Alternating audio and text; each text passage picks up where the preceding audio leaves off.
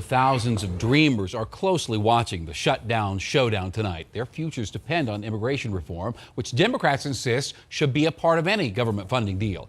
And just late tonight, the Justice Department asked the Supreme Court to review a judge's ruling that blocked the Trump administration's effort to end DACA.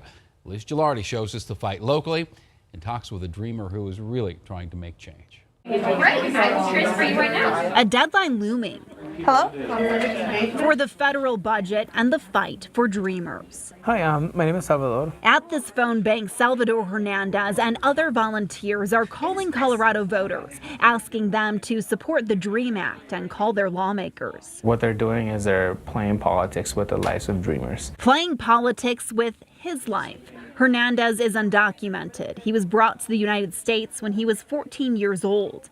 He received a DACA permit in 2012, but says there's a lot of uncertainty. It's something that I don't wish upon anyone. It's a really tough life to live. Senators Michael Bennet and Cory Gardner video conferenced us from Washington, D.C., where they're working to get votes for their bipartisan immigration deal. I believe that the agreement we struck is not an agreement I would have written left on my own, but it is an agreement, I think, that can pass the Senate with bipartisan support. Senator Gardner said he would support a stopgap measure, but would prefer Congress get an immigration deal done. And I think one of the opportunities we have today to address this immigration challenge before us on DACA is the fact that we can build trust with the American people. And we're calling people that support the DREAM Act. These phone calls urgent. Would you leave him a message? As Salvador waits, wondering about his future. He shouldn't vote on the budget until we pass a clean DREAM Act. Being a voice for those still in the shadows. I'm hopeful.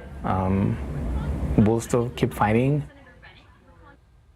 And the bipartisan deal we talked about with Bennet and Gardner is not the only proposal out there. Republicans rolled out their own bill, and in that version, dreamers would not have a path to U.S. citizenship, but would be granted contingent non-immigration status, and that would still allow them to stay here legally. Reporting live in the studio, Liz Gilardi, Denver 7. And we will all be watching. Thanks, Liz.